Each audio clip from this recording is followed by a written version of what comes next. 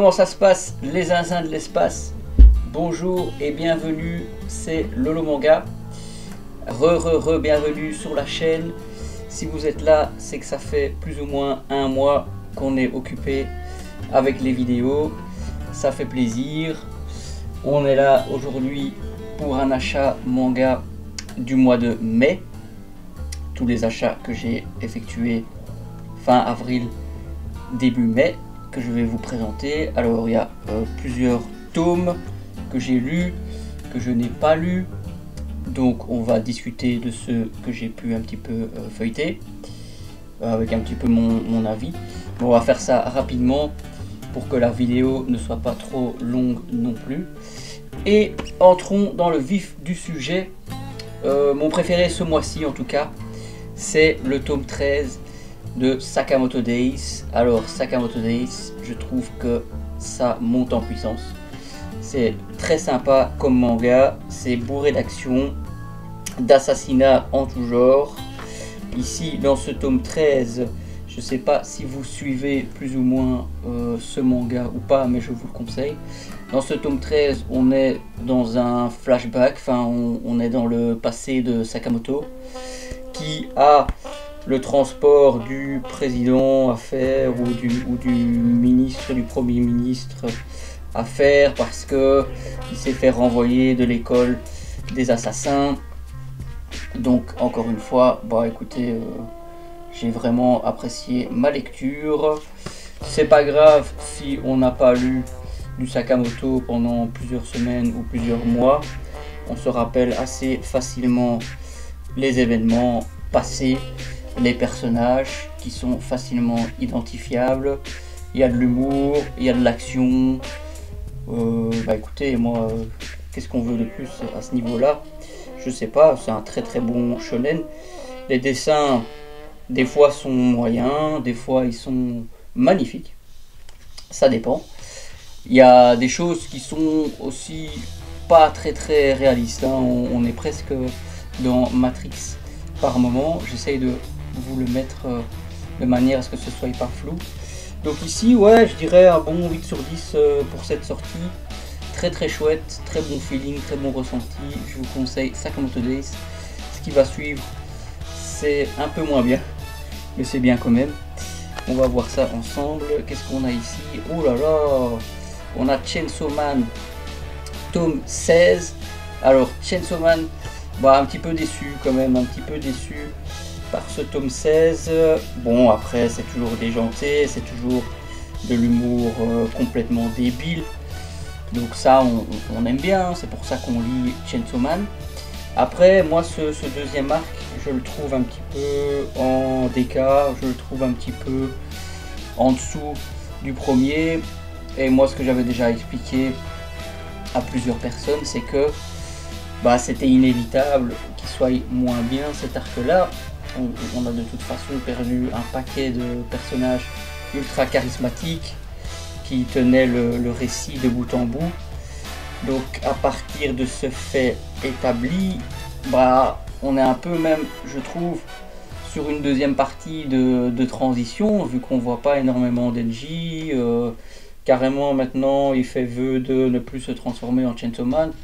Donc bon, écoutez, c'est le manga Chainsaw Man, mais on voit pas Chainsaw Man.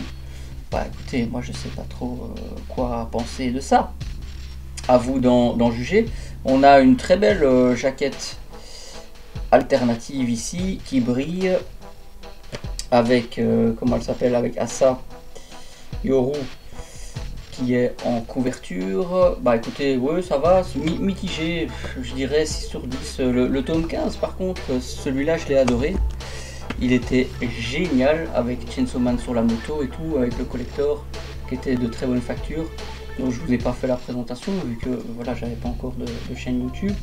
Ici ça c'était prévu, j'avais prévu de discuter de Kaiju, pardon, dans la vidéo précédente, mais bon écoutez, j'ai oublié, donc c'est pas grave, on va en discuter maintenant.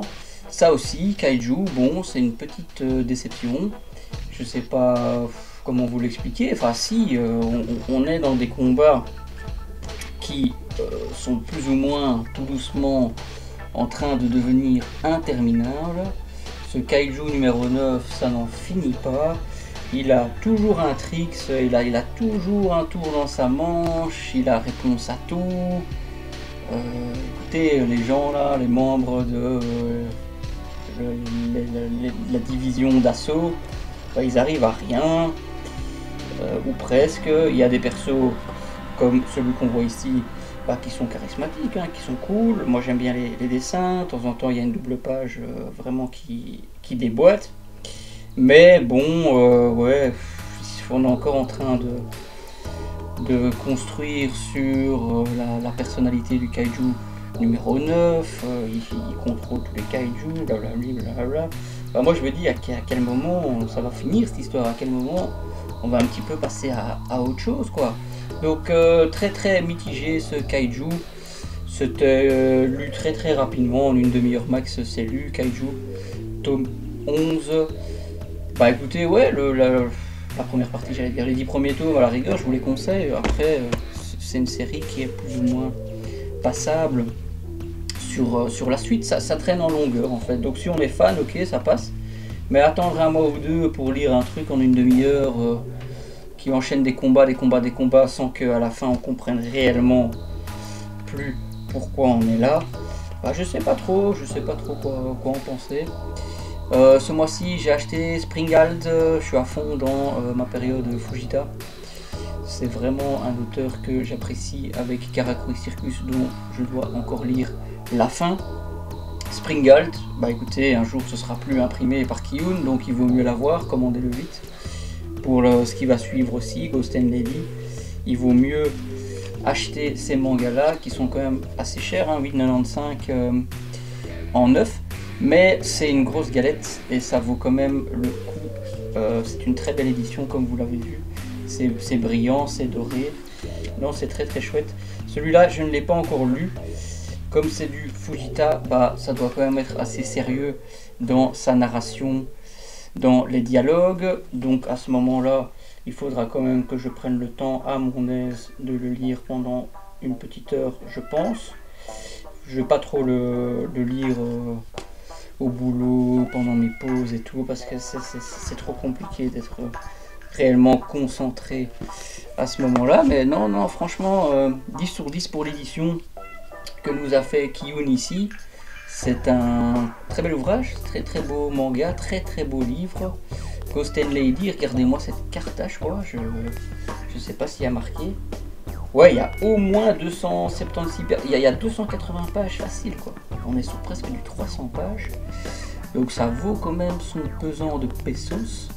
Ghost and Lady tome 1. On a Ghost and Lady tome 2. Alors qu'est-ce que ça donne dans la pratique? Je ne sais pas, hein. Je vais pas forcément commencer à vous lire les synopsis et compagnie. Mais j'ai acheté ça parce que sur Vinted, il y a des petits malins qui vendent ça à 70 balles, 80 balles, alors que ça a été réimprimé. Il faut pas déconner les gars. J'ai même envie de les signaler, parce que bon, il y a peut-être des gens qui vont réellement penser que ça n'est plus imprimé et qui vont aller débourser autant d'argent pour du livre. À ce prix-là, ça les vaut pas. Même effectivement, il n'y a aucun manga qui vaut 70 € hein, en soi. C'est de la spéculation tout ça.